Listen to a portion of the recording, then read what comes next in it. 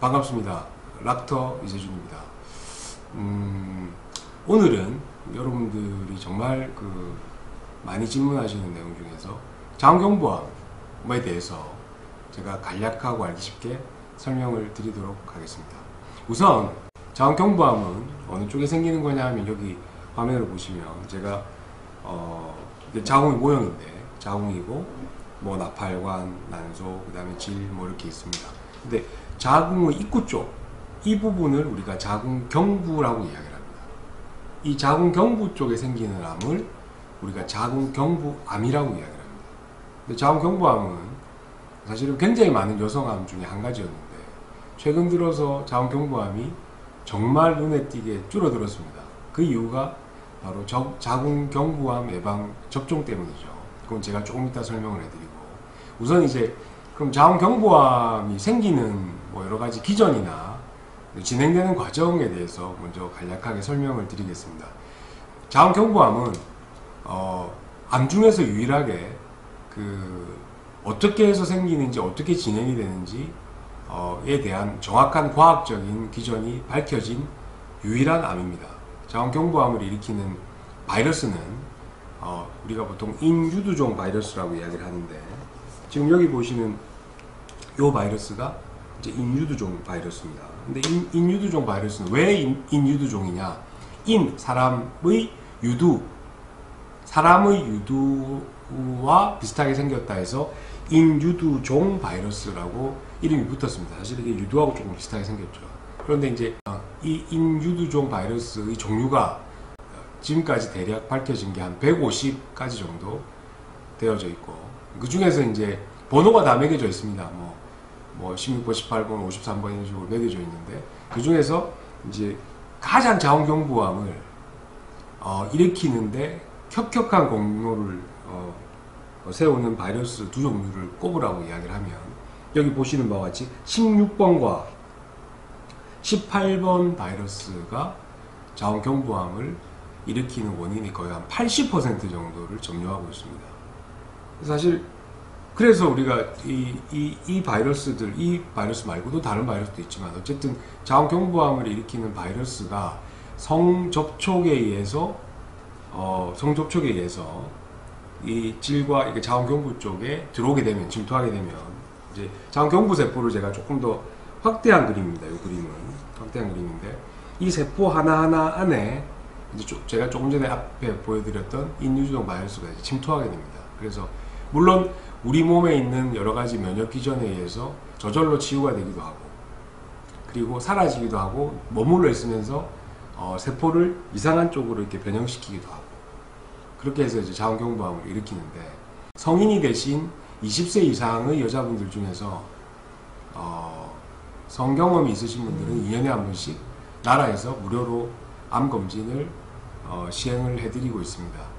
사실 이제 그 암검진을 어떻게 시행하는 거냐 하면, 여기 지금 제가 보여드리는 여러 가지 브러쉬들이 있는데, 여기 이제 국가암검진에 쓴 브러쉬입니다. 이 브러쉬를 우리가 이제 병원에 오시게 되면 이쪽 부분에 이제 살을 떼내는 것이 아니고 이렇게 묻혀서 이쪽에서 탈락한 세포들을 모아서 우리가 현미경으로 이렇게 살펴보는 거죠. 그래서 이상한 세포가, 이런 세포들이 있는지 없는지를 도말로 우리가 검사를 합니다. 그래서 등급을 나눕니다. 근데 여기 보면은 여러분들 뭐 이제 건강검진 하시고 난 다음에 이제 받아보시면 여러 가지 결과들이 나와 있을 건데, 제일 많이 이제 나오는 것들이 이제 반응성 세포 변화, 그리고 뭐 저등급의 편편상피세포 이상, 고등급의 편편상피세포 이상, 그리고 암 전구 단계, 그 다음에 상피내암, 뭐 등등 뭐 이렇게 암, 침륜암 이렇게 나오는데,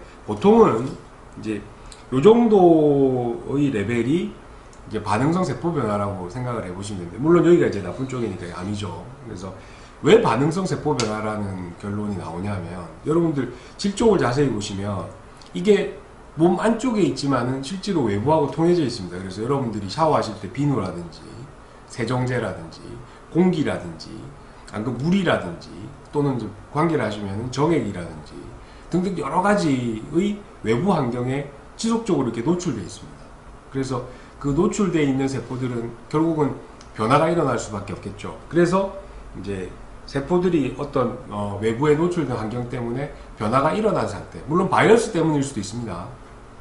그래서 그런 단계를 반응성 세포 변화라고 이야기를 합니다. 그리고 그 반응성 세포 변화가 있고 난 다음에 정상적으로 돌아가는 경우도 있고 나쁜 쪽으로 가는 경우도 있는데 보통은 정상적으로 돌아갑니다. 그 이유가 자궁경부 상피세포는 자꾸 자라서 이렇게 올라와서 탈락이 되거든요. 여러분들 목욕탕 가서 때 밀면 때가 떨어지듯이 자궁경부 쪽에 있는 세포들도 계속 주기적으로 자라서 올라와서 탈락이 되기 때문에 설사 반응성 세포 변화 안 좋은 세포들이 조금 있다 하더라도 그것이 탈락되고 그 다음번 검사 때는 정상으로 돌아가는 경우가 상당히 많이 있습니다. 그 다음에 반응성 세포 변화에서 조금 더 진행이 되면 이제 저등급의 어떤 편편상피세포 이상들이 보이게 되는데 이 단계를 지나서 고등급이 지나면 이제 그 암으로 이제 넘어가게 되는 거죠, 단계가. 그런데 대부분의 경우에 이 저등급에서 암까지 가는데 걸리는 시간이 아무리 빨라도 뭐 보통 6개월에서 1년, 대개의 경우는 2년 이상이 걸리기 때문에 그 사이에 주기적으로 검사를 하신다 그러면은 암으로 넘어가기 전 단계에 여러 가지 단계를 우리가 발견할 수 있습니다. 그래서 그 단계에 발견이 된다 그러면 암이 아니라 그러면 사실은 치료 방법들은 굉장히 간단하고 그리고 여러분들의 자궁이나 자궁경부에 크게 손상을 입히지 않는 그런 수준이기 때문에 주기적으로 검사를 해보시는 게 사실은 가장 중요하다고 말씀드립니다. 또 다른 예방 방법으로는 현재 시판되고 있는 자궁경부암 예방 접종을 맞으시는 게 이제 중요하다고 생각을 합니다. 사실 최근 들어서 자궁경부암이 급격하게 감소하는데 큰 기여를 한 게 자궁경부암 예방 접종이라고 저는 생각을 합니다. 자궁경부암 예방 접종은 현재 두 회사에서 3가지 정도가 나와 있는데 여러분 잘 아시겠지만 서바릭스와 가다실 사가와 국가 이렇게 총 3가지가 나와 있습니다. 여러분들 굉장히 헷갈리실 건데 뭐 제가 아까 그 바이러스 인유두종 바이러스를 설명을 해드렸죠.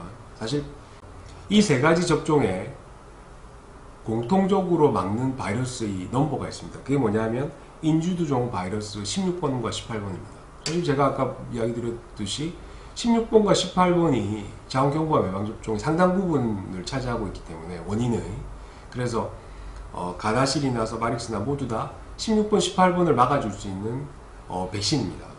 근데 가다실 경우에는 16, 18번 말고 사가인 경우에는 다른 2가지 바이러스 더 그리고 국가인 경우에는 다른 7가지 바이러스를 더 막아줄 수 있다라고 되어져 있습니다. 그럼 여러분들 이제 의문이 하나 생기죠.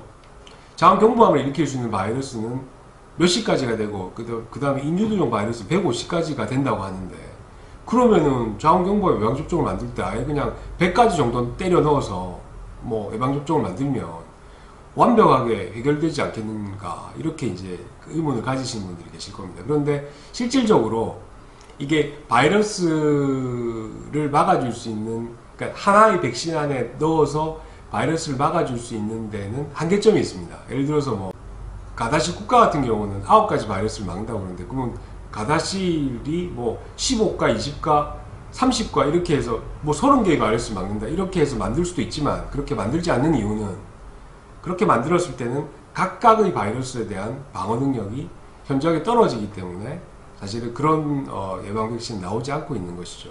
그리고 그러면은 제일 그 바이러스를 막아줄 수 있는 가지수가 적은 서바릭스는 나쁜 거냐? 그렇지는 않습니다. 그래서 서바릭스와 가다실, 라인, 포 이렇게 다 서로 장단점이 있는데 어쨌든 간에 담당 선생님과 상의하셔서 여러분들에 맞는 그런 백신을 선택하셔서 접종을 하시면 될 것 같습니다. 예전에는 9세에서 26세까지의 미혼 여성에게 우리가 맨 처음에 백신이 나왔을 때 접종을 했었는데 사실 이게 최근 들어서는 범위가 확대되어서 이제 만 50세 정도까지도 접종하는 걸로 그리고 사실 100세 시대고 제 생각에는 성관계에 의해서 이게 왔다 갔다 할 수 있는 바이러스에 의해서 생기는 암이기 때문에 뭐 60, 70, 80 이렇게 나이가 드신 분들도 얼마든지 이제 성관계를 하고 계시기 때문에 이제 그런 분들에게까지도 이런 접종이 확대되는 게 합당하지 않는가라는 생각을 하고, 일부 국가에서는 여자 분에게만 접종을 하는 게 아니고, 가까운 이제 호주 같은 경우는 어렸을 때 남학생과 여학생 같이 접종을 시킵니다. 우리나라에서는 만 13세 여학생들에게 국가에서 무료로 자궁경부암 예방접종을 하고 있습니다. 근데 남학생들까지 이제 확대하는 것은 아마도 여러 가지 이제 경비 문제라든지 예산 문제 때문에 이제 지금은 하기 힘들지 않을까 그런 생각이 듭니다. 어쨌든 간에 혹시 집에 키우고 있는 자녀 중에서 지금 만 13세가 됐다든지 병원에 물어보시면은 뭐 언제 몇 년도 몇 월 며칠까지 뭐 이렇게 접종이 무료로 가능합니다 이렇게 안내를 해드립니다. 그래서 보통 만 13세니까 확인해 보시고, 아직까지 자궁경부암 예방접종을 집에 있는 여학생에게 마치지 않으셨다 그러면은 빨리 가까운 산부인과 또는 소아과에 가셔서 담당 선생님과 의논하시고 진찰 받으신 후에 예방접종을 꼭 시행하시기 바랍니다.